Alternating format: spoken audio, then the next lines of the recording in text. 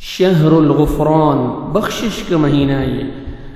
اللہ سبحانہ و تعالی بہت غفور الرحیم ہے، واسع المغفرہ ہے، وہ ذات معاف کرنے کو پسند کرتا ہے۔ اس کا وعدہ ہے کہ جو گناہوں پر شرمندہ ہوں، سچے دل سے توبہ کر لیں، وہ انہیں معاف کر دیتا ہے۔ اللہ سبحانہ و تعالی فرماتے ہیں الذین یجتنبون کبائر الاثم والفواحش الا اللمم ان ربک واسع المغفرہ، وہ جو بڑے گناہوں اور بے حیائی سے بچتے ہیں ماں سوائے صغیرہ گناہوں کے، تو تیرا رب بڑا بخشش والا ہے۔ انسان خطا کا پتلا ہے، زندگی میں چھوٹے بڑے گناہوں میں مبتلا ہوتا رہتا ہے، جس پر اس کو ندامت اور شرمندگی بھی ہوتی ہے۔ ہر انسان چاہتا ہے کہ کسی طرح ان گناہوں کے بوجھ سے وہ آزاد ہو اور اس دلدل سے باہر نکلے۔ تو یہ رمضان المبارک یہ گناہوں سے پاک ہونے کا بہترین موقع ہے مسلمان کے لیے۔ نبی کریم صلی اللہ علیہ وسلم نے فرمایا وَرَمَضَانُ إِلَى رَمَضَانُ مُكَفِّرَاتٌ مَا بَيْنَهُنَّ إِذَا اجْتَنَبَ الْكَبَائِرَ، صحیح مسلم کی روایت ہے، ایک رمضان دوسرے رمضان تک اپنے درمیان ہونے والے گناہوں کو مٹا دیتا ہے، جبکہ کبیرہ گناہوں سے اجتناب کیا جائے۔ تو یہ رمضان المبارک ایک بہترین موقع ہے۔ آپ دن کا روزہ رکھتے ہیں، یہ بخشش کا ذریعہ ہے۔ نبی کریم صلی اللہ علیہ وسلم نے فرمایا من صام رمضان ایمانا واحتسابا غفر له ما تقدم من ذنبه، جس نے ایمان کے ساتھ ثواب کی نیت سے رمضان کے روزے رکھے، اس کے گزشتہ سارے گناہ معاف کر دیے جاتے ہیں۔ سبحان اللہ۔ رات کا قیام یہ بھی بخشش کا ذریعہ ہے۔ من قام رمضان ایمانا واحتسابا غفر له ما تقدم من ذنبه، جس نے ایمان کے ساتھ ثواب کی نیت سے رمضان میں قیام کیا، رات کا قیام کیا، اس کے گزشتہ سارے گناہ معاف کر دیے جاتے ہیں۔ سبحان اللہ۔ اب روزہ دار وہ مرد ہو یا عورت، اللہ سبحانہ و تعالی نے بخشش کا وعدہ کیا اس کے ساتھ۔ سورۃ الاحزاب میں اللہ سبحانہ و تعالی فرماتے ہیں والصائمین والصائمات، اور آخر میں فرماتے ہیں اعد اللہ لهم مغفرۃ واجرا عظیما، روزہ رکھنے والا مرد ہو، روزہ رکھنے والی عورتیں، اللہ نے ان کے لیے بخشش اور اجر عظیم کا وعدہ فرمایا۔ اب کوئی بدنصیب ہی ہوئے گا جو رمضان کو پائے اور اپنی بخشش نہ کروا سکے، اپنی مغفرت نہ کروا سکے۔ حضرت جابر بن سمرہ رضی اللہ تعالی عنہ سے روایت ہے، نبی کریم صلی اللہ علیہ وسلم منبر پر چڑھے، فرمایا آمین آمین آمین، 3 مرتبہ آمین فرمایا۔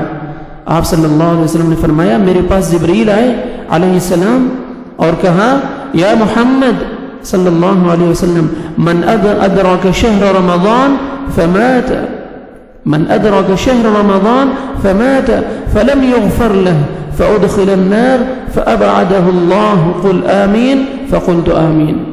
اے محمد صلی اللہ علیہ وسلم، اللہ اسے اپنی رحمت ربانی سے دور کرے جس نے رمضان پایا پھر وہ مر گیا اور اس کی بخشش نہیں ہوئی، مغفرت نہیں کروا سکا، حتیٰ کہ وہ جہنم میں داخل کر دیا گیا۔ آپ کہے آمین، میں نے کہا آمین۔ اللہ اکبر۔ جبریل کہے آمین کہ وہ ہلاک ہو، اللہ کی رحمت سے دور ہو جائے وہ شخص جو رمضان کو پائے اور اپنی بخشش نہ کروا سکے۔ کتنی بدنصیبی ہے۔ استغفار کرے، کثرت سے اپنے گناہوں کی معافی مانگے۔ سحری کا وقت، سحری کے وقت استغفار کا بہترین وقت ہے۔ اللہ کے خاص بندوں کی صفت ہے کہ وہ اس وقت اللہ سے سرگوشیاں کرتے ہیں، اپنے گناہوں کی معافی مانگتے ہیں۔ اللہ سبحانہ و تعالیٰ قرآن مجید میں فرماتے ہیں سورۃ الذاریات میں وَبِالْأَسْحَارِ هُمْ يَسْتَغْفِرُونَ، وہ سحری کے وقت استغفار کرتے ہیں۔ ایک حدیث میں آتا ہے رسول اللہ صلی اللہ علیہ وسلم نے فرمایا اللہ سبحانہ و تعالیٰ ہر رات کو آدھی رات یا 1/3 رات کے آخری حصے میں آسمانی دنیا پر نازل ہوتے ہیں، نزول فرماتے ہیں اور ارشاد فرماتے ہیں من ذا الذی یدعونی فاستجیب لہ، من ذا الذی یدعونی فاستجیب لہ، کون ہے جو مجھ سے مانگے اور میں اس کے دعا کو قبول کروں۔ من ذا الذی یسألنی فأعطیہ، کون ہے جو مجھ سے سوال کرے اور میں اسے عطا کروں؟ من ذا الذی یستغفرنی فاغفر لہ، کون ہے جو مجھ سے استغفار کرے، بخشش مانگے، گناہوں کی معافی مانگے اور میں اسے بخش دوں؟ من ذا الذی حتی یطلع الفجر، یہاں تک کہ طلوع فجر ہو جاتی ہے۔ اللہ سبحانہ وتعالیٰ کی ذات و آسمان دنیا پہ آ کر آواز دیتی ہے، کوئی ہے میری رحمت کو لوٹنے والا، کوئی ہے مجھ سے سوال کرنے والا، کوئی ہے مجھ سے دعائیں مانگنے والا، میں اس کے دعاؤں کو قبول کروں، کوئی ہے مجھ سے سوال کرنے والا، میں اس کے سوالوں کو جواب دوں، کوئی ہے مجھ سے بخشش مانگنے والا کہ میں اس کی بخشش کروں۔ اللہ اکبر۔ عملی طور پر ہمیں کیا کرنا چاہیے؟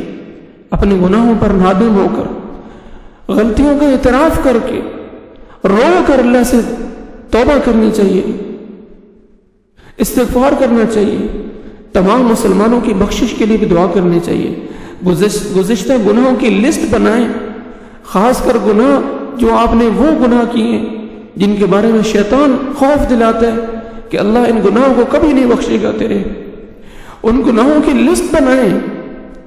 بار بار آپ کے خیال میں یہ آتا ہے، دماغ میں شیطان یہ وسوسہ ڈالتا ہے کہ تو اتنے بڑے بڑے گناہ کیے، کبھی تیرے گناہ نہیں معاف ہوتے۔